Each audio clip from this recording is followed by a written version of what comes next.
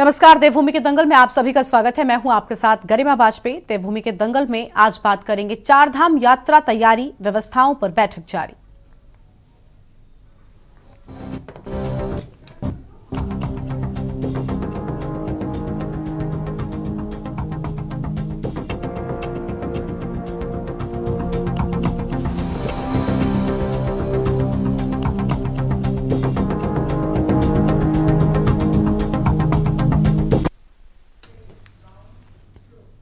उत्तराखंड में शीतकालीन चारधाम यात्रा को लेकर सरकार गंभीर है। यही वजह है कि सरकार इसको लेकर तमाम माध्यमों से प्रचार प्रसार भी कर रही है। दरअसल चारधाम यात्रा राज्य की आर्थिकी से जुड़ी है। इस बार सरकार ने शीतकालीन यात्रा पर फोकस किया है। आगामी चारधाम यात्रा को लेकर गढ़वाल मंडल आयुक्त आज ऋषिकेश में अधिकारियों के साथ बैठक भी कर रहे हैं। पिछले दिनों देहरादून में नेशनल गेम्स के उद्घाटन के लिए पहुंचे प्रधानमंत्री मोदी ने भी युवा खिलाड़ियों से एक बार जरूर प्रदेश के चारधाम शीतकालीन प्रवासी यात्रा की अपील की थी। उन्होंने कहा था कि अभी यहां भीड़ भी कम है, ऐसे में कोई भी आसानी से शीतकालीन चारधाम यात्रा गद्दे स्थलों के साथ ही अन्य नैसर्गिक पर्यटक स्थलों की यात्रा कर सकते हैं। प्रदेश के मुख्यमंत्री पुष्कर सिंह धामी ने देवभूमि आओ उत्तराखंड आओ गीत का पोस्टर भी देहरादून में लॉन्च किया। उन्होंने शीतकालीन चारधाम यात्रा से प्रदेश की आर्थिकी मजबूत होने की बात भी कही। वहीं दूसरी ओर विपक्ष लगातार शीतकालीन चारधाम यात्रा को लेकर सवाल उठा रहा है। विपक्षी दलों का यह कहना है कि प्रदेश सरकार का जमीनी स्तर पर कोई भी प्लान शीतकालीन यात्रा को लेकर नहीं है। बद्री केदारनाथ मंदिर समिति के अध्यक्ष का कार्यकाल खत्म हो चुका है और अभी तक कोई नया अध्यक्ष समिति को लेकर सरकार की ओर से नियमित नहीं हुआ है। साथ ही सरकार चारधाम प्राधिकरण बनाने जा रही है, जिसमें तीर्थ पुरोहितों के हकूकों का हनन होगा। कहीं ना कहीं इससे यात्रा की व्यवस्थाओं पर असर भी पड़ेगा। आज इसी मुद्दे पर हम करेंगे विस्तार से चर्चा। खास मेहमानों का पैनल हमारे साथ में होगा, लेकिन उससे पहले एक नजर डालिए आज की इस खास रिपोर्ट पर।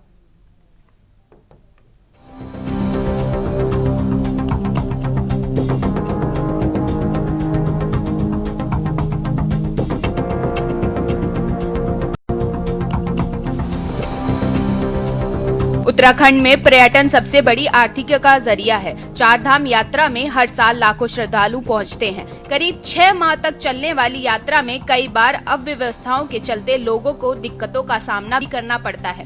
पिछले साल केदारनाथ में इतनी भीड़ हो गई थी कि लोगों को अलग अलग स्थानों पर रोका गया।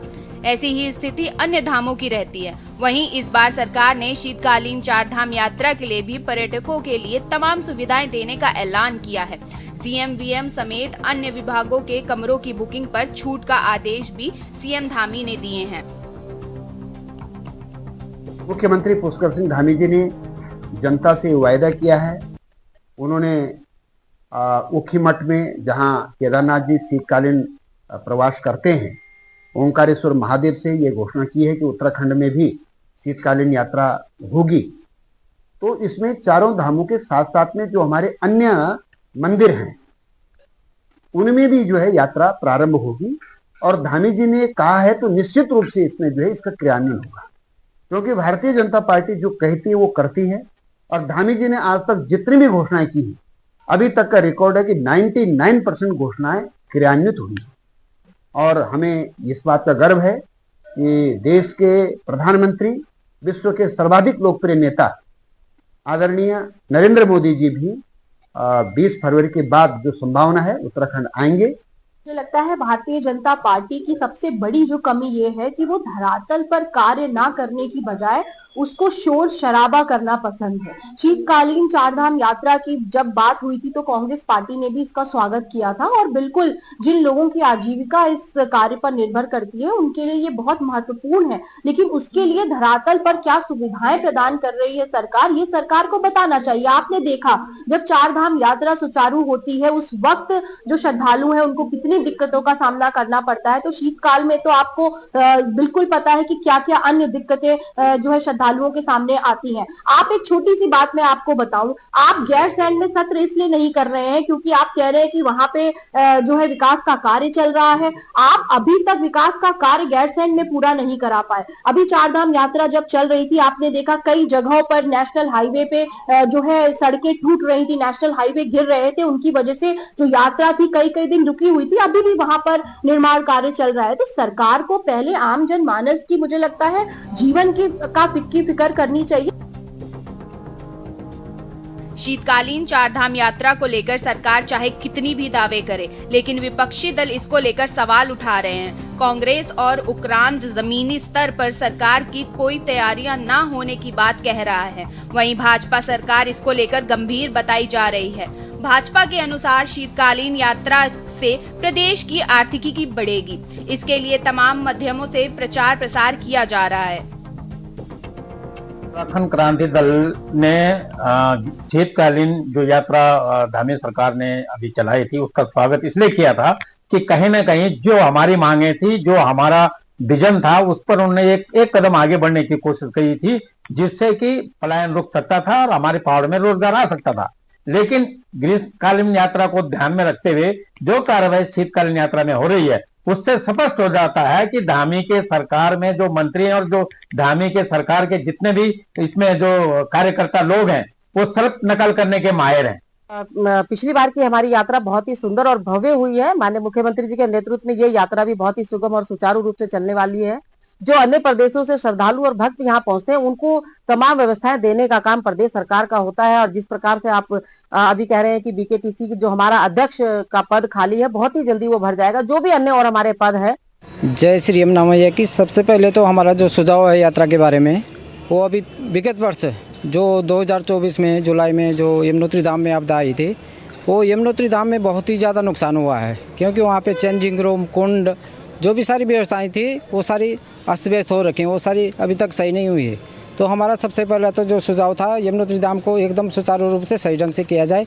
बाद बाकी यात्रा व्यवस्थाओं के बारे में जो कमियाँ थी, जैसे पिछली बार जो यात्रा चली 2024 में, तो बहुत ज़्यादा जाम लगा, क्योंकि 2 घंटे के रास्ते में लोगों को 18 घंटे बसों का सफ़र करना पड़ा। तो इसके बारे में हम लोगों ने भी सुझाव दिया कि ऑनलाइन ऑफलाइन दोनों चले, ताकि जो है यात्रा अच्छी तरह से और सुगम ढंग से यमुनोत्री धाम के लिए चले और चार धाम यात्रा आदमी की सफल हो। सुझाव मुख्य रूप से हम लोगों का ये है कि सारे निर्माण कार्य 15 अप्रैल तक पूरे कर लिए जाएं। रजिस्ट्रेशन हमारे जल्दी प्रारंभ हो 1 हफ्ते के अंदर। साथ ही साथ हम लोगों ने ये भी व्यवस्था की कि हमारे होल्डिंग पॉइंट्स ऐसे हों जहाँ पर लोगों को रुकने, ठहरने, खाने की व्यवस्था हो।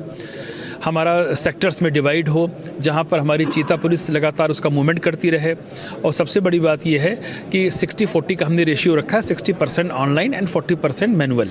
ये डिपेंड करेगा परिस्थितियों के हिसाब से। अगर मैनुअल कम आ रहे हैं तो हम ऑनलाइन बढ़ा देंगे, अगर ऑनलाइन ज़्यादा आ रहे हैं तो मैनुअल कम करेंगे। सर, आपने ये भी बोला है कि इस बार वीआईपी दर्शन नहीं होंगे उसको। यात्रा प्रारंभ होने के 1 माह तक किसी भी प्रकार का वीआईपी दर्शन अनुमन्य नहीं किया जाएगा। गढ़वाल कमिश्नर विनय शंकर पांडे जी, जिन्होंने साफ तौर पर बताया कि इस बार जो श्रद्धालुओं की यात्रा है वो सुगम और सुरक्षित रहेगी। इसके लिए यहाँ पर उन्होंने चारधाम यात्रा को लेकर के तमाम विभागों के अधिकारियों से बैठक की है। उन्हें तमाम जो निर्देश दिए हैं कि समयबद्ध तरीके से जो कार्य है उनको पूरा कर लिया जाए। सड़क, पानी, बिजली, स्वास्थ्य और तमाम जो रजिस्ट्रेशन को लेकर के जो बातें कही हैं वो समयबद्ध तरीके से पूरी हो जाएगी।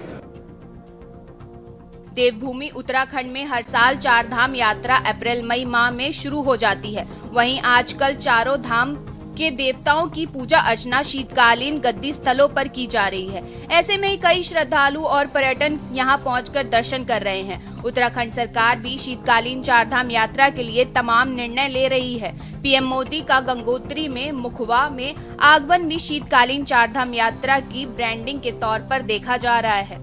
कहीं ना कहीं सरकार पर्यटकों को शीतकालीन गद्दी स्थलों तक पहुंचाने के लिए प्रेरित कर रही है, ताकि स्थानीय लोगों की आर्थिकी में सुधार हो सके।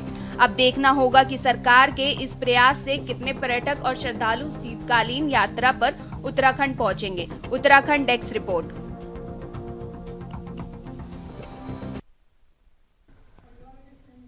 और आज इसी मुद्दे पर करेंगे विस्तार से चर्चा। खास मेहमानों का पैनल हमारे साथ में जुड़ रहा है। शिषपाल सिंह बिश्री हैं, प्रदेश प्रवक्ता कांग्रेस पार्टी की ओर से, और हमारे साथ में मीनाक्षी घड़ियाल जी हैं, केंद्रीय प्रवक्ता उत्तराखंड क्रांति दल की ओर से। राजेश सेमवाल हमारे साथ में है, तीर्थ पुरोहित गंगोत्री धाम की ओर से, और हमारे साथ में प्रशांत डिमरी जी हैं, प्रवक्ता चारधाम मंदिर समिति की ओर से। सभी मेहमानों का बहुत बहुत स्वागत है। थोड़ी ही देर में जपेंद्र जी भी हमारे साथ में जुड़ेंगे, प्रवक्ता भारतीय जनता पार्टी की ओर से। शुरुआत शिषपाल सिंह बिश्री साहब के साथ में करते हैं। शिषपाल जी, शीतकालीन चारधाम यात्रा को लेकर सरकार बहुत एक्टिव है, सजग है, और ऐसा लगता है कि वो प्रदेश की आर्थिकी को मजबूत करने के लिए कदम उठा रही है, लेकिन क्या व्यवस्थाएं पूरी हैं? व्यवस्थाओं पर जो बैठक हो रही है, क्या उससे संतुष्टि है विपक्ष को? क्योंकि ग्रीष्मकालीन यात्रा में ही हम देखते हैं कि क्या स्थितियां होती हैं, तो ये तो शीतकालीन यात्रा है। आपके सामने चुनौतियां दोगुनी होंगी, उनसे निपटने के लिए क्या इंतजाम हैं? देखिए गरिमा जी, सरकार केवल दावों तक सीमित है और दावे तो बड़े बड़े हुए हैं। और अभी मैं आप ही की डिबेट के जिस करप्शन में यमुनोत्री धाम के तीर्थ पुरोहित को सुना था, वो कह रहे थे कि अभी तक वहां पर जो अव्यवस्थाएं थी उनको सुधारा नहीं जा सका। तो आप समझ सकते हैं कि सरकार चार धाम यात्रा की व्यवस्थाओं को लेकर के कितनी गंभीर है। अभी शीतकालीन यात्रा चल रही है और आप कहीं भी पूछ लीजिए, जो भी हमारे होटल के व्यवसायी हैं, जो अन्य चार धाम यात्रा के काम करते हैं, सबके सब निराश हैं। सरकार ने दावे तो किए लेकिन वो धरातल पे नहीं उतरे। अब आज कमिश्नर साहब ने जो समीक्षा बैठक की है उसमें वही पुरानी जो है हवाई बातें वो दोहराते हुए नजर आए। अब देखते हैं जब चार धाम यात्रा शुरू होगी उस समय वो कितनी चाक चौबंद इस व्यवस्था को कर पाते हैं। लेकिन आज जो मेरे पास जानकारी है, केदारनाथ धाम में 31 जुलाई को जो आपदा आई थी, उस आपदा में कितने लोगों की जाने गई, कितने लोग लापता है, आज तक प्रशासन को पता नहीं। और आज की तारीख में 5 तारीख को ये डिबेट कर रहे हैं, जिला प्रशासन को घोड़ा खच्चर डंडी कंडी संचालकों ने नोटिस दिया हुआ, वहां के व्यापारियों ने नोटिस दिया हुआ है कि हमारे जो मुआवजे का अभी तक भुगतान नहीं हुआ है, जो सरकार ने वादा किया था केदारनाथ विधानसभा उपचुनाव के दौरान और उससे पहले। भाई लाभ लेने के लिए आप घोषणाएं कर देते हैं, जब अपनी घोषणाएं पूरी नहीं कर सकते हैं तो फिर ऐसी घोषणाओं का लाभ क्या है। आज भी उनका कहना है, जो वहां के घोड़ा संचालक है, डंडी कंडी के लोग हैं, कि 4,500 जो है वहां पर जो घोड़े खच्चर है वो रजिस्टर्ड है। वैसे तो ज्यादा है वहां पर संख्या, लेकिन उनमें से अभी तक केवल 455 लोगों को ये मुआवजा दे पाए हैं। आप सोचिए ना कितना आप जो है स्थिरता से काम कर रहे हैं। भाई सबको जब मुआवजा देना है, आपने बड़ी बड़ी घोषणाएं की और मुआवजा प्रक्रिया इतनी जटिल है कि 3-3 बार, कभी कहते हैं सीडीओ क्या जो है रिकॉर्ड जमा करो, कभी कहते हैं वीडियो क्या रिकॉर्ड जमा कर दिए, कभी कहते हैं कि जो है पंचायत अधिकारी इनके पास करो। लोग जो है चक्कर काट के थक गए। अन्य जो दुकानदार हैं, अन्य जो व्यवसायी हैं, उनकी संख्या अलग से है। और जो वहां पर फॉरेस्ट एक विभाग है, जब आप पैदल चलते हैं गरिमा जी केदारनाथ धाम के लिए गौरीकुंड से, वहां पर 350 दुकानों के लाइसेंस वन विभाग में दिए हुए हैं। वो सारे के सारे प्रभावितों की सूची में थे और उनमें से अभी तक केवल 135 लोगों को इन्होंने मुआवजा दिया है। तो इस तरीके से 9.5 करोड़ रुपए की धनराशि जिस समय राज्य सरकार ने मुआवजे के लिए जारी की थी, मैंने तब भी कहा था कम से कम 100 करोड़ रुपए की धनराशि जारी करने की आवश्यकता है। और ये 9.5 करोड़ रुपए भी आप नहीं बांट सके हैं। आप जो है लोगों का मानसिक उत्पीड़न कर रहे हैं। तो कैसे चारधाम यात्रा की व्यवस्थाएं ये सुधार रहे होंगे, आप इस बात से अंदाजा लगा सकते हैं। और जो वहां पर घोड़ा डंडी खंडी संचालक है, वो आमरण अनशन की चेतावनी प्रशासन को दे चुके हैं। ये स्थितियां क्यों आ रही है आप बताए ना। ये आप कह लेंगे कि विपक्ष आलोचना कर रहा है, साहब विपक्ष का हम आलोचना कर, लेकिन जो धरातल पर दिक्कतें आ रही है लोगों को, भाई उससे कैसे नकारा जा सकता है। वो कई बार डीएम की मीटिंग में अपनी बात रख चुके हैं, प्रशासन के अन्य अधिकारियों पे, मंत्रियों के सामने, मुख्यमंत्री के सामने, उसके बाद भी समाधान नहीं हो रहा। तो जो पिछले वर्ष हमने चारधाम यात्रा के दौरान गरिमा जी देखा, जिस तरीके से जगह जगह जाम की स्थिति थी, हजारों श्रद्धालुओं को बिना दर्शनों के वापस लौटने के लिए मजबूर होना पड़ा। जो श्रद्धालु हमारे प्रदेश में आए, उन्होंने व्यवस्थाओं के वीडियो बना करके वायरल किए। अब देखते हैं सरकार ने इन घटनाओं से क्या सबक सीखा, क्योंकि हर बार हम सरकार को चेताते हैं, जगाते हैं।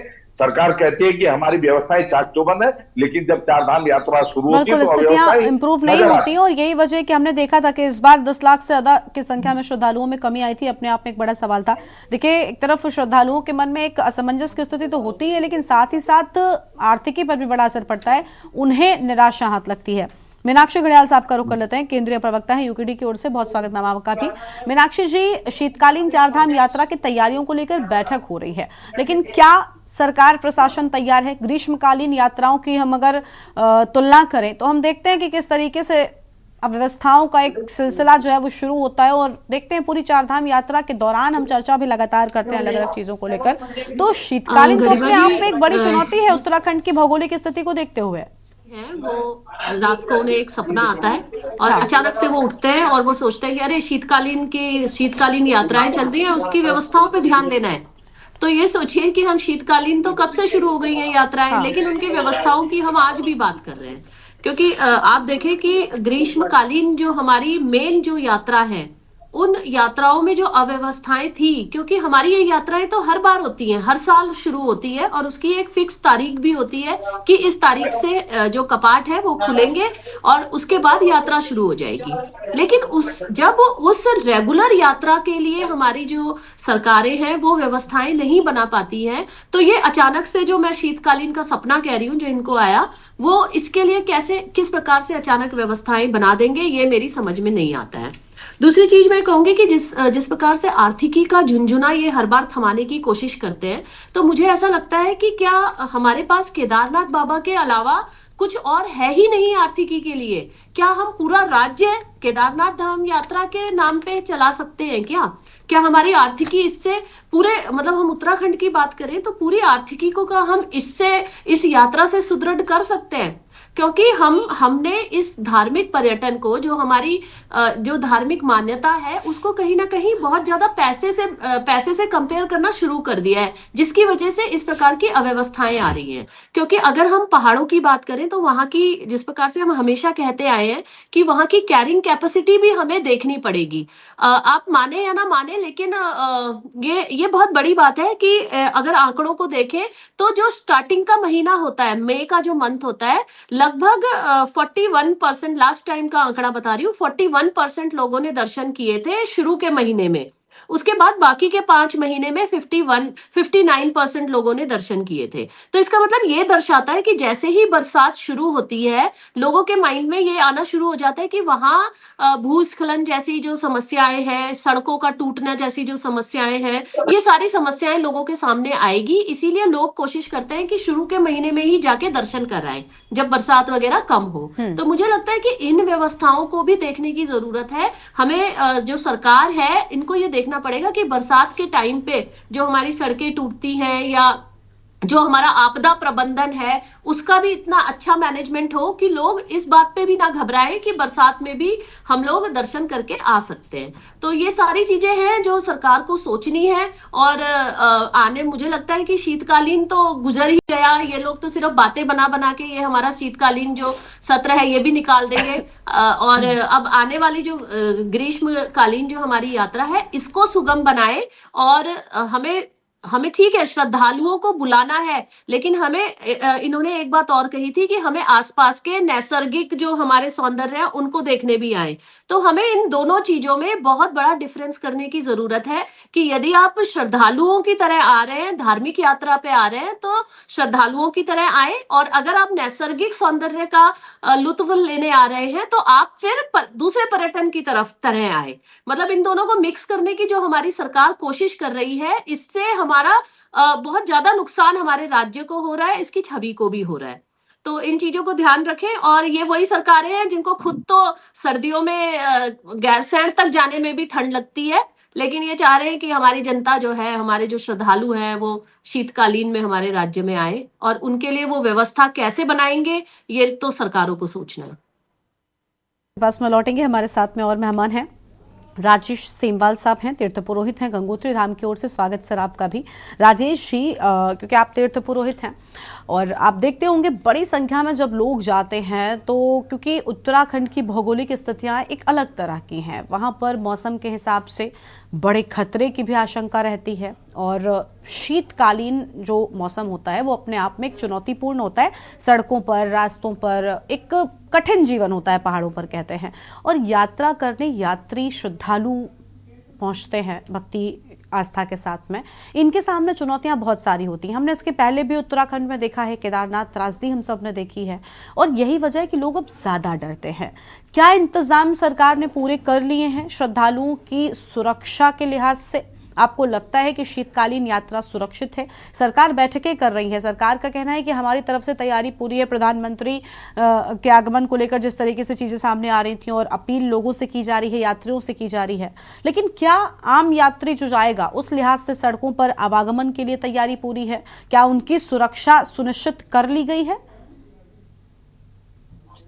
जी गरिमा जी, अभी तो माननीय प्रधानमंत्री जी का प्रोग्राम संभावित में है और लगभग 20-22 फरवरी के लिए सुनने में आ रहा है कि वो आएंगे। उनकी यात्रा के व्यवस्था के लिए प्रशासन दिन रात एक हो रखा है और पूरा वहाँ हर्षिल में, मुखबा में, बगोरी में तमाम व्यवस्थाएं जो है चाक चौबंद की जा रही है। ये तो प्रधानमंत्री की यात्रा, जो प्रधानमंत्री जी का आगमन हो रहा है उसकी व्यवस्थाएं हो रही है, लेकिन आपने देखा होगा जो सरकार है, घोषणाएं तो हो जाती है कि शीतकाल यात्रा चलेगी, लेकिन जो उसकी व्यवस्थाएं हैं वो उतनी चाक चौबंद नहीं हो पाती है। हमने पिछली बार भी कहा था कि जब आप शीतकालीन यात्रा शुरू कर रहे हैं तो हमारे जो स्थान है वहां पर लोग अपना जो है ढाबा हो गया, होटल हो गया, सब लोग बंद करके नीचे आ जाते हैं। अगर थोड़ा बहुत यात्री आते हैं तो उन लोगों को अपने होटल खोलने में बिजली पानी इत्यादि का बहुत खर्चा उठाना पड़ता है। हमने कहा था कि जो लोग उस इलाके में होटल वाले हैं उन लोगों को थोड़ा बहुत कुछ फैसिलिटीज दे करके उनके बिजली या बिल पानी के बिल में या फिर कमरों के रेंट में कुछ उनको जो है इस प्रकार से सुविधाएं दी जाए ताकि लोग अपना प्रतिष्ठान जो है खुला रखें, दुकान अपनी तो खुले रखे। इतनी बर्फबारी हो जाती है उसमें भी जो है अगर होटल खुला नहीं होगा तो जो शीतकाल में यात्री आते हैं वो कहाँ भोजन करेंगे। तमाम व्यवस्थाएं होती है जो शीतकालीन मठों पे जो करनी पड़ती है। उसके बाद आती है बात ग्रीष्मकालीन यात्रा की। तो अभी इस बार 30 मई अप्रैल को जो है गंगोत्री के यमुनोत्री के कपाट खुल जाएंगे। 4 मई को जो है बद्रीनाथ जी के कपाट खुल जाएंगे। शायद 1-2 मई को भी केदारनाथ जी के कपाट, अभी 26 तारीख को उनकी डेट फिक्स होनी है तो उस बार कपाट खुल जाएंगे।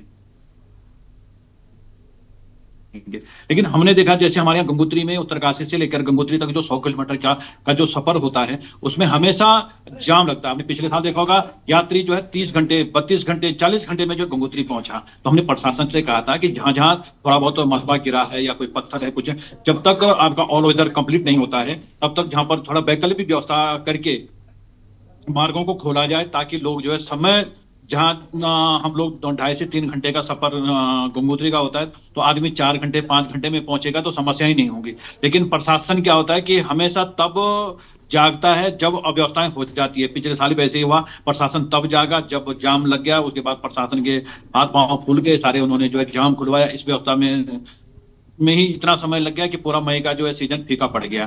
तो हालांकि इस बार थोड़ा सा सरकार की ओर से एक चीज देखने को मिली है जो हो सकता है कि हमारे लिए आगे के लिए सुखद हो, कि इस बार फरवरी में ही जो है यात्राकालीन बैठकें शुरू हो गई, जबकि ये 15-20 मार्च के बाद शुरू करते थे। लेकिन इस बार फरवरी में ही ये बैठकें शुरू हो गई है। और आज हमारे गंगोत्री यमुनोत्री केदारनाथ बद्रीनाथ तमाम पुरोहित जो है विनय शंकर पांडे जो हमारे मंडलायुक्त हैं उनके साथ बैठक कर रहे हैं, उनको अपना सुझाव दे रहे हैं कि क्या क्या होना है। तो हमारा तो ये कहना है कि जो व्यवस्थाएं हैं, चाहे बिजली हो पानी हो, और इनमें सबसे जो समस्या है वो है जाम की। जाम से निपटने की जो है पुख्ता व्यवस्था पहले से कर ली जाए ताकि जो श्रद्धालु इतने दूर से जो है गंगोत्री यमुनोत्री केदारनाथ बद्रीनाथ आता है उसकी यात्रा सुगम से हो, वो एक यहाँ से सुखद एहसास लेकर के जो है अपने गंतव्य को जाए और उसे लगे मैंने यात्रा की है, वो यहाँ से जो है कड़ा अनुभव न लेकर के जाए। हमने प्रशासन से ये पिछले साल भी हमने निवेदन किया था कि इन व्यवस्थाओं को जो है हमने देखा कई जगह मलबा आया हुआ है, बीआरओ उस मलबा को हटाता नहीं है, वहां पर जाम लग जाता है, कहीं पर थोड़ा पत्थर खिसका रहता है। इन तमाम छोटी छोटी व्यवस्थाओं पर अगर जो है प्रशासन ध्यान दे तो यात्रा को जो है सुगम और आसान बनाया जा सकता है। बिल्कुल, यात्रा को सुगम और आसान बनाया जाए यही उम्मीद आम जनता और श्रद्धालु भी करते हैं जो कम से कम उत्तराखंड में चारधाम यात्रा पहुंचते हैं। सबसे पहले उनकी सुरक्षा सुनिश्चित हो, ये बहुत बड़ी बात है। प्रशांत डिमरी साहब हमारे साथ में हैं, प्रवक्ता चारधाम मंदिर समिति की ओर से। स्वागत सर आपका भी। प्रशांत जी, प्रशासन कितना तैयार है? विपक्ष लगातार चारधाम यात्रा शीतकालीन शुरू हो रही है, इसको लेकर सवाल उठा रहा है। बड़ी बात यह कि देखिए मुख्यमंत्री ने आह्वान कर दिया है कि आइए, लोगों से अपील भी की जा रही है क्योंकि आर्थिकी मजबूत होगी। खासतौर पर जो चारधाम यात्रा मार्ग पर जो लोग अपना व्यवसाय करते हैं उनको बहुत फायदा होगा और उस पूरे इलाके की जो आर्थिकी है वो चारधाम पर निर्भर करती है, तो बहुत अच्छा कदम है। लेकिन सर, यात्रियों की सुरक्षा भी अपने आप में बहुत बड़ी जिम्मेदारी है। जो ग्रीष्मकालीन यात्रा में ही पूरी व्यवस्थाएं नहीं पूरी हो पा रही हैं, वो भला शीतकालीन में कैसे होंगी? विपक्ष का आवाज उठाना ठीक है या फिर तैयारी पूरी कर ली गई है, अब कोई चिंता का विषय नहीं बचा है? जय चारधाम जी। देखिए, इसमें आज जो है कमिश्नर की अध्यक्षता में ट्रांजिट कैब कार्यालय यहाँ पे ऋषिकेश में जो है यहाँ पे मीटिंग भी है चारधाम की व्यवस्थाओं को लेकर के। जहां तक पहले शीतकालीन यात्रा की बात है, देखिए शीतकालीन यात्रा तो जो है बहुत पुराने आदिकाल से ही चलती आ रही है। वो बात अलग है कि पिछले 1-2 साल से फिर से ये यात्रा शुरू हुई, बीच में पूरी तरह से बंद हो गई थी क्योंकि सरकार की तरफ से वास्तव में कुछ भी इस तरह की व्यवस्थाएं नहीं थी। दूसरा कारण ये भी रहा कि 6 महीने तक वहां पे, क्योंकि जो मेन जहाँ पे चारों धाम स्थित है, तो शीतकालीन यात्रा उन चारों धामों में तो जाती नहीं है। जहाँ जहाँ पे जैसे गंगोत्री है वहां पे शीतकालीन में मुक्पा तक जाएगी, यमुनोत्री है खरसाली तक जाएगी, बद्रीनाथ की यात्रा है तो आपके जोशीमठ नरसिंह मंदिर तक शीतकालीन यात्रा होगी। तो जो है अभी 1-2 साल हो रहे हैं तो सरकार जो है अपनी व्यवस्थाएं बना रही है और उसमें जो है उत्तराखंड चारधाम महापंचायत ने कई तरह के सुझाव जो है सरकार को इस बारे में दिए हैं, चारों धामों के तीर्थ पुरोहितों की तरफ से, कि क्या क्या व्यवस्थाएं वहां पे होनी चाहिए। तो जो आज गढ़वाल कमिश्नर को जो हमारे द्वारा जो कुछ बिंदुओं पर हमने उनको अलर्ट होने को कहा है एक किस्म से, कि देखिए जी सबसे पहली बात तो यह है कि उत्तराखंड आने वाले जो भी तीर्थ यात्री होते हैं तो उनके द्वारा जो पंजीकरण की व्यवस्था है वो एक तो पर्यटन विभाग के हाथ में दी गई है। पर्यटन विभाग का क्या है कि उनकी जो अपनी ही पहली वेबसाइट होती है वही प्रॉपर तरीके से उसका सर्वर काम नहीं करता, तो पंजीकरण की जो व्यवस्था होनी चाहिए उसके लिए एक अलग से एक पोर्टल तैयार होना चाहिए। हमारा कहना ही है एक अलग से पोर्टल होना चाहिए जो चारधाम यात्रा को लेकर ही होना चाहिए, सिर्फ चार धाम की व्यवस्थाओं को लेकर ही होना चाहिए। चार धाम की यात्रा में जो भी ट्रैफिक की स्थिति है, जो जो पॉइंट्स जहाँ पे हैं जहाँ पे ऑफलाइन की व्यवस्था भी होनी है, वो पॉइंट वो सब चीजें उसमें मेंशन हो। पर्यटन विभाग को उससे आप बिल्कुल ही अलग कर दीजिए। दूसरा ये है कि आपके पास जो है ऑनलाइन रजिस्ट्रेशन के अलावा जो है ऑफलाइन रजिस्ट्रेशन होना भी बहुत जरूरी है, क्योंकि ऑफलाइन रजिस्ट्रेशन क्या इसमें प्रॉब्लम यह है कि ये ऑफलाइन रजिस्ट्रेशन आपका जो है ऋषिकेश या हरिद्वार में होगा, तो सारे के सारे यात्री जिनको ऑफलाइन करना है उनकी भीड़ जो है ऋषिकेश और हरिद्वार में हो जाएगी। पहली कुव्यवस्था तो ऋषिकेश और हरिद्वार में ही हो जाएगी जहां पर ऑफलाइन पंजीकरण होना है। देखिए जहां तक चारधाम यात्रा की बात होती है, चारधाम जो है देश की एक बहुत बड़ी यात्रा है। उत्तराखंड के चारधाम के लिए जो है लाखों श्रद्धालु यहाँ पे आ रहे हैं। तो मेरे हिसाब से जो है देश के अलग अलग राज्यों में, हर राज्य में कम से कम 1-2 एजेंसी ऐसी डेप्यूट होनी चाहिए उत्तराखंड सरकार की तरफ से। अगर हम देखिए चारधाम यात्रा को हम अपना बहुत बड़ा रेवेन्यू सिस्टम भी मानते हैं, देखिए तो सरकार को हर राज्य में एक ऐसा पॉइंट बनाना चाहिए जहां पर ऑफलाइन रजिस्ट्रेशन की व्यवस्था जो हो जरूर हो, बजाय इसके कि धामों के नाम पर जो अलग अलग राज्यों में उनके प्रतिकृतियां बनाई जा रही हैं, रिप्लिकाएं बनाई जा रही हैं। जैसे अभी तेलंगाना में हमने देखा कि केदारनाथ धाम ट्रस्ट करके बन रहा है, या दिल्ली में बना है। इस तरह के कार्यक्रम जहाँ पे सरकार जो है खुद इन्वॉल्व होती है, देखिए हमारी भी सरकार इन्वॉल्व होती है, वहां की राज्य सरकार इन्वॉल्व होती है। तो भाई चार धाम की यात्रा के लिए आप वहां पे इस तरह की व्यवस्थाएं क्यों नहीं बताते कि यहाँ पर आने से पहले जो है राजस्थान का जो श्रद्धालु यहाँ पे आ रहा है या गुजरात का आ रहा है, पहले वो वहां पे से अलर्ट हो जाए कि वहां की व्यवस्थाएं ऐसी होती हैं, ऐसी नहीं होती है, वहां पे इस तरह का ट्रैफिक मैनेजमेंट हो सकता है। सरकार उन चीजों के लिए पहले से तैयार है। देखो पहला पॉइंट तो ये था जो आज जो है गढ़वाल कमिश्नर को बताया गया। दूसरी वेरी इंपॉर्टेंट बात है कि जो निर्धारण क्षमता है, देखिए निर्धारण क्षमता जो है वो तय एक सीमित नहीं होनी चाहिए, हमारा जो ये मानना है। उसकी सीमितता के पीछे कारण ये सबसे बड़ा कारण तो ये है कि आप जो है हर एक धाम के लिए अगर अलग अलग निर्धारित सीमा करोगे, आप जो है गंगोत्री में कह रहे हो कि 6000 लोग पहुंचेंगे एक दिन में, और बद्रीनाथ में कह रहे हो 18000 पहुंचेंगे। अब यात्रा के हिसाब से अगर कोई भी श्रद्धालु जो है अगर यमुनोत्री जाएगा, गंगोत्री जाएगा, 6000 ही लोग वहां पे जाएंगे, तो ऑब्वियस सी बात है कि 18000 लोग उसके अगले दिन बद्रीनाथ कैसे पहुंचेंगे। ठीक है, तो सबसे बड़ा पॉइंट है चार धाम। ठीक है सर, इन सभी मुद्दों को लेकर हम और विस्तार से करेंगे चर्चा। ठीक है सर, आपकी बात को हम पूरा सुनेंगे, लेकिन उससे पहले देवभूमि के दंगल में एक छोटे से ब्रेक के लिए यहाँ पर रुकते हैं, जल्द लौटेंगे।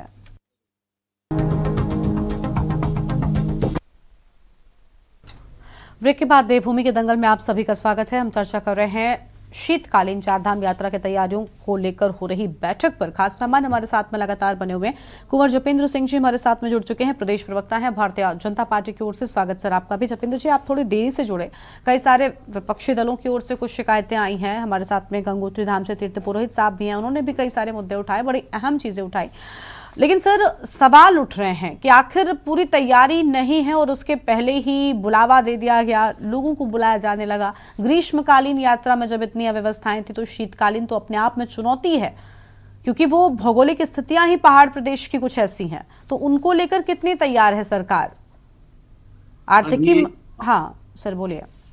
मना नहीं करेंगे और चुनौतियों से निपटने के रास्ते तैयार करने के प्रयास नहीं होंगे तो प्रदेश फिर आगे मानते हैं हम चुनौतियां रही हैं, और पहले उत्तराखंड से पहले और भी अधिक चुनौतियां हुआ करती थी, लेकिन जिस तरह से धीरे धीरे हमारा इंफ्रास्ट्रक्चर का विकास हो रहा है, पर्वतीय यात्रा रूटों पे सड़कें अच्छी हो गई हैं, रेल कनेक्टिविटी से जोड़ने जा रहे हैं। उसके अलावा हम देख रहे हैं कि पहले की उपेक्षा हमारे यात्री बहुत आ रहे हैं। पर्यटकों के अलावा रिलीजियस टूरिज्म के ऊपर फोकस्ड है सरकार का, जनता का, और बहुत बड़ा देश है हिंदुस्तान, 142-43 करोड़ लोगों का देश है, करोड़ों लोग उत्तराखंड आना चाहते हैं। तो सरकार का प्रयास है कि इन चुनौतियों से घबराते हुए नहीं, इन चुनौतियों का सामना करते हुए धीरे धीरे उत्तराखंड के पर्वतीय जनपदों में इंफ्रास्ट्रक्चर के दृष्टिगत प्रयास अपने जारी रहे, और उसके सुखद नतीजे आने भी लग गए हैं। और अब शीतकालीन यात्रा पहले कभी कॉन्सेप्ट ही नहीं था किसी के दिमाग में, लेकिन सरकार ने एक प्रयास करा है कि ग्रीष्मकालीन यात्राओं के साथ साथ शीतकालीन यात्राओं के लिए भी प्रदेश को तैयार करा जाए। उत्तराखंड अभी अपने बाल्य अवस्था में ही है, अब हम 25 वर्ष के होने जा रहे हैं, तो 25 वर्ष कम नहीं होते हैं। 25 वर्ष एक युवा की आयु मानी जाती है। तो इस युवा होते उत्तराखंड को परिपक्वता की ओर लेकर जाना और अपने इंफ्रास्ट्रक्चर में निरंतर सुधार करते जाना और प्रदेश को एक विकसित राज्य के तौर पर प्रोजेक्ट करना, और जनता को, प्रदेश की जनता को भी एहसास दिलाना और आने वाले यात्रियों को भी एहसास दिलाना कि भाई पूर्व का उत्तराखंड और वर्तमान का उत्तराखंड बहुत बदल चुका है और भविष्य में इसके बदलने की और संभावनाएं हैं। केंद्र निश्चित तौर से उत्तराखंड के साथ है, उत्तराखंड के विकास के साथ है। प्रदेश के अंदर माननीय मुख्यमंत्री और राज्य सरकार उसी दृष्टि से आगे बढ़ रही है, पूरी प्रदेश की टीम उससे बढ़ रही है। तो चुनौतियों से हमें घबराना नहीं है। इस युवा हो चुके उत्तराखंड को भविष्य की योजनाओं के लिए तैयार करना और देश में एक अग्रणी राज्य के रूप में स्थापित करना, ये केवल सरकार का ही काम नहीं है, ये हम सबको मिलजुल कर करना पड़ेगा। बहुत अच्छी बात अच्छे सुझाव हैं, चाहे हमारे विपक्षी साथियों के सुझाव हैं, हमारे पत्रकार साथियों के सुझाव हैं, हमारे जितने भी हमारे रावल हैं, महापुरोहित हैं, उन सबके सुझाव हैं, उनका सबका स्वागत है और उन सबको निश्चित तौर पर कंसीडर किया जाता है और योजनाओं में उन सुझावों को शामिल किया जाता है। तो सबकी शिकायतों का भी स्वागत है, ठीक है, अच्छी बात है। देखिए जपेन जी सुनिए, स्वागत है और उसी रूप में हम इसे आगे ले जाके जाएंगे। ठीक है जपेन जी, बहुत अच्छी बात है, आपने बड़ी अच्छी नियत के साथ में इसकी शुरुआत की, हम इस बात पर कोई सवाल नहीं उठा रहे हैं। और ये कदम अगर पूरी तरीके से कहते हैं ना, ये प्लान अगर आपका एग्जीक्यूट हो गया तो बहुत अच्छा है। एक तो श्रद्धालुओं को मौका मिलेगा 12 महीने की यात्रा का, ये अपने आप में एक अच्छा सुखद अनुभव होगा उनके लिए, लेकिन दूसरा ये भी है कि आर्थिकी बहुत मजबूत होगी, क्योंकि उस पूरे रूट के लोगों की आर्थिकी 4 धाम पर ही निर्भर करती है। मजबूत होंगे लोग, बहुत अच्छी बात है। लेकिन सर मुझे लगता है किसी व्यक्ति की सुरक्षा सबसे पहले है, ये आप भी मेरी बात से सहमत होंगे। और क्या आप इस बात को स्वीकार नहीं करते कि ग्रीष्मकालीन यात्रा में इस बार 10 लाख श्रद्धालुओं की संख्या कम हुई? क्या वजह हो सकती है? अव्यवस्थाओं का बोलबाला था, स्वीकार करेंगे सर, आपने खूब बार चर्चा की है। हम आपकी नियत पर, आपकी मंशा पर सवाल नहीं उठा रहे, हम सिर्फ ये चाहते हैं कि वो जब यात्रा शुरू हो, जब लोग जाएं, श्रद्धालु जाएं, देश विदेश के लोग 4 धाम यात्रा पर जाते हैं और बहुत बड़ी यात्रा सनातन धर्म में इसको माना गया है। और ऐसा नहीं है कि ये यात्री किसी आपके दल के कांग्रेसी होते हैं, बीजेपी होते हैं, एक श्रद्धालु है, ये भक्त है, तो इनकी सुरक्षा ही हमारी सबसे बड़ी प्रायोरिटी है। वो क्या सरकार ने पूरी की, उसके साथ कोई भी खिलवाड़, कोई भी जस तस की स्थिति होने ही नहीं चाहिए। बस ये उम्मीद हमें है कि कम से कम ये तो सुनिश्चित करेगी सरकार। बिल्कुल, पिछली बार ग्रीष्मकालीन यात्रा में मानसून का समय से पहले आना, और देखिए जो हमारे आसपास के राज्य हैं, दिल्ली हो गया, हरियाणा हो गया, पंजाब हो गया, हिमाचल हो गया, राजस्थान हो गया, गुजरात हो गया, और ये निरंतर यहाँ से यात्री आते हैं, उन्हें यहाँ की जलवायु और भौगोलिक स्थितियों का ज्ञान भी है। लेकिन जो हमारे बहुत दूर से यात्री आते हैं, देश के अन्य राज्यों से यात्री आते हैं, तो जब मानसून समय से पहले आ जाता है, तो आपको याद होगा कि पिछली बार मानसून की अधिकता की वजह से यात्रा को बीच में रोकना भी पड़ा। तो वो यात्रियों की सुरक्षा की दृष्टि से ही था कि सरकार चाहती तो ना रोकती, लेकिन क्योंकि हमें मालूम है कि जो यात्री यहाँ आ रहे हैं उनकी सुरक्षा अत्यंत आवश्यक है और उनकी सुरक्षा की दृष्टि से, अपनी भौगोलिक परिस्थितियां और मानसून के समय से पहले आने से उन चीजों को रोकने की दृष्टि से यात्रा को बीच में कम से कम वो 3 हफ्ते तक यात्रा रुकी भी रही। ये भी एक कारण रहा कि भाई थोड़ा उसमें यात्रियों की संख्या जब यात्रा ही रोकनी पड़ी तो कम हो गई, लेकिन वहां यात्रियों की सुरक्षा अति महत्वपूर्ण थी। और उन सभी धामों में जो हमारे पास 4 धाम है, 5वां हेमकुंड साहिब धाम है, पूरे देश दुनिया से लोग आते हैं, तो निश्चित तौर से उनकी सुरक्षा हमारे लिए एक प्राथमिकता पहले भी रही है और भविष्य में भी रहेगी। बिल्कुल साफ तौर पर। लेकिन देखिए, हम यही चाहते हैं ना कि आपने जो बात कही ये सुनिश्चित की जाए। शिषपाल जी कुछ कह रहे थे। शिषपाल जी, सुरक्षा जो है वो ठीक की जाए कि ये कहना है बीजेपी के प्रवक्ता जपेंद्र जी का, कोई कमी नहीं देखिए गरिमा जी, हाँ देखिए गरिमा जी, दावे करने में तो ये लोग माहिर है, बड़ी बड़ी बातें, लेकिन जब चारधाम यात्रा चलती है, जो अव्यवस्था वहां पे हावी हो जाती है, वो राजनीति नहीं। हम चाहेंगे कि एक उत्तराखंडी अपने सच्चे उत्तराखंडी मन से जवाब दे। ये सरकार आपकी भी ठीक है सर, लेकिन जपेंद्र जी बोलने तो दीजिए, उन्होंने शुरू किया है, बोलने तो दीजिए। अभी वो क्या बोल रहे हैं ये तो आपने सुना ही नहीं। मैंने नहीं टोका। जब ठीक है। देखिए, ऐसे समय व्यर्थ होता है। जपेंद्र जी शांत हो जाइए, आप शांत हो जाइए। आप बोल रहे थे, वो बीच में बोले नहीं सर, तो फिर ये अच्छा व्यवहार नहीं। आप तो समझदार व्यक्ति हैं, आप हमारे साथ बैठते हैं चर्चा में। आप बिल्कुल हर चीज को राजनीतिक नहीं जपेंद्र जी, राजनीति की बात नहीं है। देखिए, विपक्ष सवाल उठा रहा है और विपक्ष भी आप पर कोई गलत आरोप नहीं लगा रहा है। आज राजनीतिक मुद्दा नहीं है ये। मैंने भी आपसे सवाल किए तो कोई ऐसा नहीं है कि मैंने कोई तीखे शब्दों का इस्तेमाल किया। एक सुरक्षा है और वो हमारे आपके जानने वाले भी जाएंगे सर। तीर्थ यात्रा के लिए कौन नहीं जाता है, वहां पर राजनीति का कोई मतलब नहीं है। ठीक है सर, ठीक है। आप सर जवाब ले लीजिए प्लीज, बीच में नहीं बोलेगा। जपेंद्र जी बाद में। जपेंद्र जी समय बेकार हो रहा है प्लीज सर। जपेंद्र जी आप समझदार व्यक्ति हैं, आप कैसे ऐसे कर सकते हैं? बोलिए सर, बोलिए। शिषपाल जी आप बोलिए। जपेंद्र जी प्लीज शांत, जपेंद्र जी प्लीज शांत हो जाइए। शिषपाल जी आप बोलिए। कि सरकार जितने बड़े बड़े दावे करती है, उन दावों में खरी नहीं उतरती। अभी डिबेट जब इन्होंने शुरू की, इन्होंने कहा कि शीतकालीन यात्रा का कॉन्सेप्ट कभी किसी के दिमाग में नहीं था। इससे पहले 4 धाम महापंचायत कह रही हो, तो युगों से शीतकालीन यात्रा चली आ रही, और कांग्रेस पार्टी भी हमेशा कह रही है भाई, जब से वैदिक काल से 4 धाम है तभी से शीतकालीन यात्रा चली आ रही है। और हरीश रावत सरकार में भी शीतकालीन यात्रा की शुरुआत हुई थी।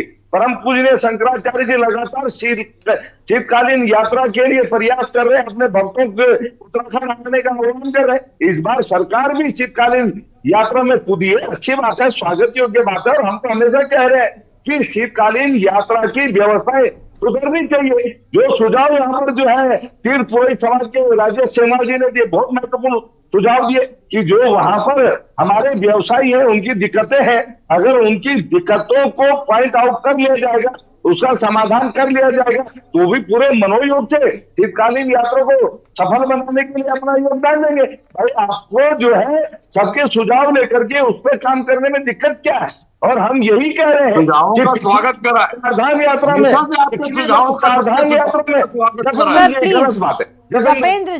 जपेंद्र जी बोलने दीजिए, ये गलत बात है। आप देरी से आए, आपने सुना भी नहीं चर्चा इसके पहले क्या चल रही थी, और अब आप विरोध कर रहे हैं। थोड़ा सुनिए तो कम से कम। देखिए गरिमा जी, जिस तरीके से पिछली बार 4 धाम यात्रा में या उससे पिछले वर्ष 4 धाम यात्रा में अव्यवस्थाएं हावी रही और स्वास्थ्य सेवाओं का, लेकिन सर शीतकालीन यात्रा की शुरुआत होने दीजिए। आपका आवाज उठाना, आपका सुरक्षा को लेकर चिंतित होना अच्छी बात है, हम ये नहीं कह रहे हैं। और ये मुझे लगता है राजनीतिक मुद्दा नहीं है। 4 धाम यात्रा पर हम बात कर रहे हैं। जब यात्रा शुरू होगी तो हमारे जानने वाले भी जाएंगे, जपेंद्र जी के जानने वाले भी होंगे। उसमें कोई राजनीतिक अखाड़ा नहीं है, ना तो ये चुनावी कोई चर्चा है। तो ये 4 धाम यात्रा है, यहाँ पर श्रद्धालुओं की सुरक्षा पर हम चर्चा कर रहे हैं और वहीं तक सीमित रहें तो चीजें बेहतर है। और सर थोड़ा शुरुआत होने देंगे, उसके बाद किस तरीके की व्यवस्थाएं रहती हैं, मुझे लगता है और तीखा विरोध अगर विपक्ष तब करेगा तो ज्यादा अच्छा लगेगा। थोड़ा सा इंतजार भी किया जा सकता है क्या? विरोध नहीं करा। देखिए सुझाव दे रहे हैं कि पिछली बार स्वास्थ्य सेवाओं का जो अभाव रहा, बहुत से श्रद्धालुओं की जाने स्वास्थ्य सेवाओं ठीक है जपेंद्र जी आप सुन लीजिए। देखिए सुझाव है, वहां पर बड़ी दिक्कतें थी, विशेषज्ञ चिकित्सक नहीं थे। अगर इन चीजों को सुधार लिया जाएगा तो बेहतर स्वास्थ्य सेवाएं मिलेंगी, तो लोगों की जान बचेगी। बिल्कुल, बहुत अच्छी बात है। अगर ठीक है। इसको सरकार युद्ध स्तर पे लेती है, चुनौती के तौर आएंगे पे लेती है, जाएंगे। और वहां पर स्वास्थ्य व्यवस्था इसमें दिक्कत क्या है? ठीक है, हम यही बिल्कुल कह ठीक रहे है हैं सर, कि वहां लौटेंगे की आपके जो- पास शीश वहां पाल जी, पर जो लौटेंगे। और रहने का- मेहमान है उनको जोड़ लेते हैं, और मेहमान है जब जाएंगे थोड़ा और सुन लीजिए आप मेहमानों को, फिर आप जवाब दे दीजिएगा सबका एक साथ में, प्लीज आप नोट करते जाइए। तीर्थ पुरोहित गंगोत्री धाम से है, पहले उनका राजेश जी सुरक्षा का सुझाव दिया है और स्वास्थ्य सेवाओं को और ज्यादा अच्छा करने की बात कही है उस मार्ग पर जहां पर यात्री और श्रद्धालु आगे बढ़ते हैं। मुझे लगता है एक अच्छा सुझाव है और सुझाव के तौर पर ही सत्ता पक्ष को लेना चाहिए, कोई विरोध नहीं है। हमने देखा है कितने सारे लोगों की स्वास्थ्य सेवाओं के अभाव के चलते जान चली जाती है उस मार्ग पर, यह भी अपने आप में एक बड़ी बात है, क्योंकि बार बार कह रहे हैं कि भौगोलिक स्थितियां एक अलग तरह की होती हैं। ऊंचाई पर जाकर कई तरह की अलग अलग बीमारियों के जो मरीज होते हैं उन्हें समस्याएं होती हैं। अगर अच्छी टेक्निक वहां तक पहुंचेगी और थोड़ा स्वास्थ्य सुविधाएं अच्छी होंगी तो मुझे लगता है कि लोगों की और ज्यादा सुरक्षा हो सकेगी। जी, अगर आप स्वास्थ्य सेवाओं की बात करते हैं तो हमारा जनपद उत्तरकाशी ही पहले जो है स्वास्थ्य सेवाओं से वंचित है। यहाँ पर आपको स्पेशलिस्ट डॉक्टर नहीं है। तो चारधाम यात्रा में जो 15-15 दिन के लिए सरकार के द्वारा गंगोत्री के लिए जो है डॉक्टर बाहर से बुलाते हैं 15 दिन की ड्यूटी के लिए। हमने तो निवेदन किया है कि कम से कम 2-3 महीने के लिए किसी डॉक्टर की नियुक्ति कर दी जाए। वो 15 दिन तो 2 दिन आने में लगा देता है, 2 दिन जाने में लगा, 10 दिन ही रह पाता है केवल। ठीक है। तो और स्वास्थ्य सेवाओं का बुरा हाल यह है कि जनपद में जो है विशेषज्ञ डॉक्टर नहीं है, फिजिशियन नहीं है, केवल रेफर सेंटर बने हुए हैं जहाँ जनपदों से जो है पेशेंट जो है देहरादून रेफर हो रहे हैं। तो जब शीतकालीन चाहे ग्रीष्मकालीन जो है शीतकालीन यात्रा चलती है तो हमारा तो सरकार से निवेदन रहता है कि आप हमारा भटवाड़ी है, गंगनानी है, हर्षिल है, झाला है, गंगोत्री है, तमाम हमारे जो स्थान है, यमुनोत्री में बड़कोट है, डामटा, तमाम स्थानों पे हमने कहा विशेषज्ञ डॉक्टर बिठाए जाएं। हालांकि प्रशासन की ओर से एम्बुलेंस की लेकर के फार्मासिस्टों के लेकर के व्यवस्थाएं रहती है, लेकिन फार्मासिस्ट तो उतनी ही सुविधा दे पाएगा जितनी उसके बस में होती है, लेकिन रहती है सरकार से। ऐसा नहीं, एम्बुलेंस गंगोत्री में 4-4 एम्बुलेंस खड़ी रहती है, हर्षिल में भी एम्बुलेंस खड़ी रहती है। और ये तो पहाड़ों का रास्ता है, थोड़ा सा नेटवर्किंग की प्रॉब्लम रहती है, कई चीजें हो जाती है, रहता है, लेकिन कई चीजें हैं जो नहीं हो पाती है। तो आगामी इस बार सरकार ने थोड़ा एक कदम अच्छा उठाया कि फरवरी माह से जो है चारधाम यात्रा की तैयारियों में लग गया। तो हो सकता है कि इस वर्ष कुछ बेहतर हो। ठीक है, इस वर्ष कुछ बेहतर चीजें होनी चाहिए। जपिन जी हम आपसे इसका भी जवाब लेंगे, लेकिन पहले कुछ और मेहमान हैं उनको भी थोड़ा सा सुनते जाइए। मीनाक्षी घड़ियाल साहब हैं, केंद्रीय प्रवक्ता यूकेडी की ओर से। मैम, कुछ सुझाव आ रहे हैं विपक्ष की ओर से, यूकेडी क्या कहना चाहेगी? क्या संतुष्ट है वो तैयारियों से, या कोई सुझाव है जो सत्ता पक्ष को देना है? देखिए, इनकी तैयारियों से हम कैसे संतुष्ट होंगे जब हम इनकी व्यवस्थाएं और इनकी तैयारियों का जो ढोल जो ये पीटते हैं उसका हमने प्रत्यक्ष रूप पे हमने इनका प्रमाण देखा है, तो हम कैसे संतुष्ट हों? हमें पता है कि आने वाले समय में भी यही होना है, लेकिन हमारा ये कहना है कि क्या जो सरकारें हैं अगर अव्यवस्थाएं होती हैं, हालांकि हम खुद चाहते हैं कि वहां पे व्यवस्थाएं बने, क्योंकि उत्तराखंड में केदारनाथ का जो आस्था है वो खराब नहीं होनी चाहिए। हम लोग भी चाहते हैं कि हमारे जो केदारनाथ बाबा का जो अस्तित्व है वो लोगों के जो है वो रहना चाहिए, और वहां सिर्फ व्यवस्थाओं के खराब होने से श्रद्धालुओं के आने जाने में कोई कमी नहीं होनी चाहिए। तो अगर ये अव्यवस्थाएं होती हैं तो क्या सरकार किसी की जिम्मेदारी तय करेगी इसमें कि हाँ ये हमारी गलती है कि हम लोग यहाँ पे पूरी व्यवस्थाएं नहीं कर पाए? अगर इस तरह की जिम्मेदारी तय होती है तो एक बेहतर तरीके से मुझे लगता है कि वहां पे काम होगा और बेहतर जिम्मेदारी के साथ वहां पे लोग जो है वो काम करेंगे। तो ये हमारा सुझाव है। बाकी सेमवाल जी ने जैसे बताया कि वहां पे जो डॉक्टर नहीं है, डॉक्टर्स वहां उत्तरकाशी जनपद में ही डॉक्टर अवेलेबल नहीं है, तो अब ये तो किसी पॉलिटिकल पार्टी ने नहीं बोला, वो तो किसी पॉलिटिकल पार्टी का साथ नहीं दे रहे, वो तो अपने क्षेत्र की समस्या बता रहे हैं। तो आप ये देखिए कि जिस धाम को हम कह रहे हैं कि हमारी आर्थिकी का एक मजबूत स्तंभ है, वहीं पे हम लोग डॉक्टर्स की सुविधाएं जो है वो नहीं कर पा रहे हैं। जहां पे हम कह रहे हैं कि हमारा वहां से अच्छा राजस्व आ रहा है, हमारी कमाई हो रही है, तो सरकार की भी तो कमाई हो रही है, तो वहां का बजट बढ़ाइए, इन सब चीजों में वहां बजट लगाइए, ताकि हमारे जो केदारनाथ बाबा की जो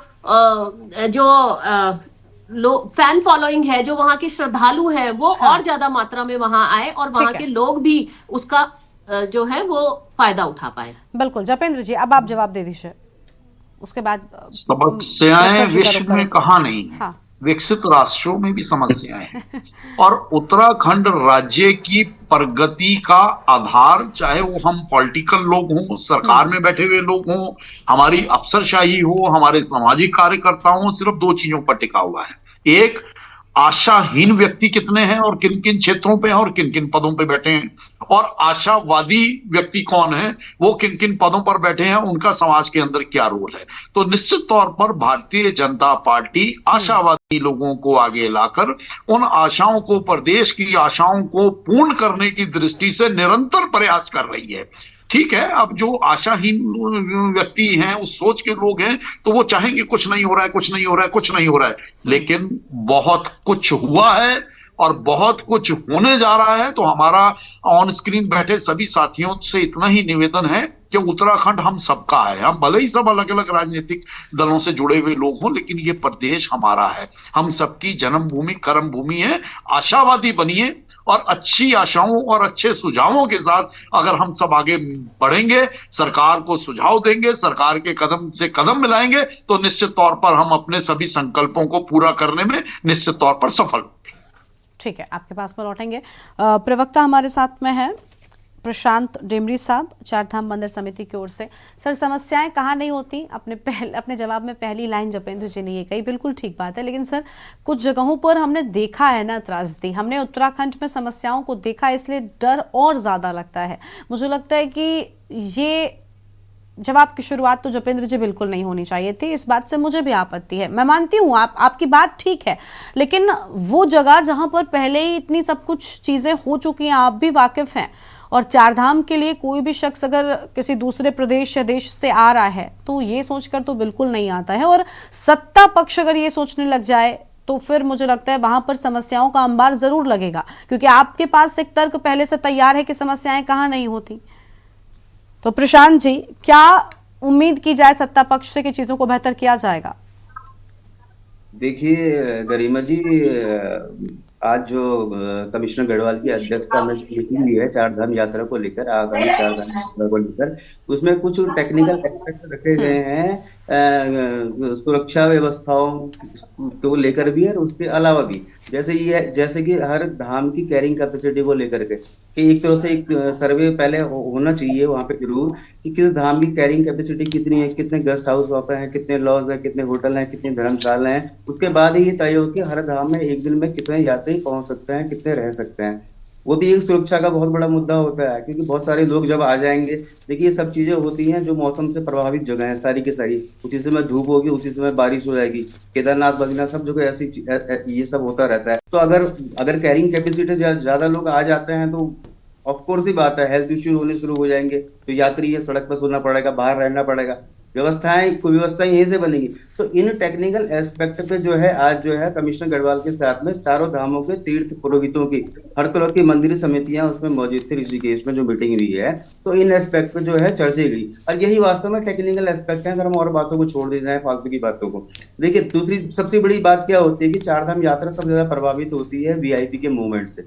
अगर वीआईपी का मूवमेंट जो है, आज गढ़वाल कमिश्नर उन्होंने बोली है बात कि यात्रा शुरू होने के पहले 1 महीने तक एटलीस्ट 20 डेज तक जो है कोई भी वीआईपी मूवमेंट नहीं होगा, और इस बाबत जो है पूरे देश के जितने भी राज्य हैं सब जगहों के प्रमुख सचिवों को ये बताया गया है कि वीआईपी मूवमेंट जो है पहले कुछ दिन तक नहीं होना चाहिए, जिससे कि चारधाम यात्रा प्रभावित होती है। क्योंकि जब वीआईपी मूवमेंट होता है तो वीआईपी कोई अकेले नहीं आता है, उनकी सिक्योरिटी साथ में होती है, पूरा जत्था होता है। उसकी वजह से क्या होता है कि एक जो आम भक्त होता है वो प्रभावित होता है। ये एक टेक्निकल एस्पेक्ट ये भी है इसका। दूसरी बात क्या है कि मंदिर की जो अपनी सुरक्षा, आंतरिक सुरक्षा है, वो मंदिर समिति के ये जो कर्मचारी है उनके हाथ में ही होनी चाहिए, तो ज्यादा बेटर सुरक्षा जो है वो हो जाएगी। ठीक है सर, ये है कि जी बताइए। ठीक है सर, बिल्कुल आपने देखिए बहुत अच्छी बात कही कि वीआईपी कल्चर जो है वो कई जगहों पर समस्याओं को जो है वो आगे लेकर आता है। इस पर हम जल्दी से जवाब लेते हैं सर, बहुत कम वक्त है। जपेंद्र जी, आप अंतिम प्रतिक्रिया हम आपकी चाहते हैं। वीआईपी कल्चर हो या कई तरह की समस्याएं, सुझाव दिए गए हैं सभी की ओर से, सुझावों को मुझे लगता है सरकार को एक्सेप्ट करना चाहिए और उसके साथ आगे बढ़ना चाहिए, ताकि चुनौतियां आपके लिए भी कम हो जाएंगी और रास्ते साफ हो जाएंगे और एक अच्छे तरीके से सुव्यवस्थित रूप से शीतकालीन यात्रा शुरू हो सकेगी। क्या सुझाव के लिए तैयार है?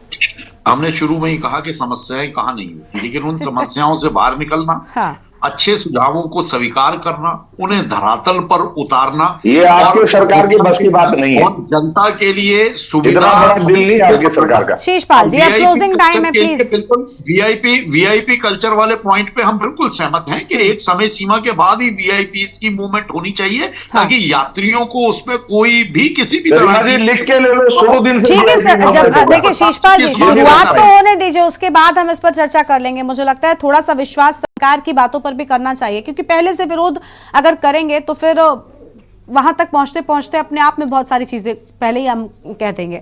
तो उसके लिए थोड़ा सा इंतजार, उसके बाद देखते हैं आखिर कितनी तैयारियां जो सरकार की ओर से वो की गई हैं। बहुत शुक्रिया आप सभी मेहमानों का। जपेन जी, आपका भी शुक्रिया हमारे साथ जुड़ने के लिए, चर्चा में आने के लिए, अपनी बात रखने के लिए। तो शीतकालीन यात्रा की शुरुआत को लेकर एक तरफ जहां सरकार पूरी तैयारी की बात कह रही है, तो वहीं दूसरी ओर जो विपक्ष है वो लगातार कई तरह के सवाल उठा रहा है और कह रहा है कि सरकार की ओर से तैयारियां पर्याप्त नहीं की गई हैं। अब देखना होगा कि एक तरफ बैठकों का सिलसिला तो शुरू हो गया है, लेकिन दूसरी ओर इन बैठकों की तैयारी कितनी है और शीतकालीन यात्रा की तैयारी कितनी है, ये अपने आप में बड़ी बात है।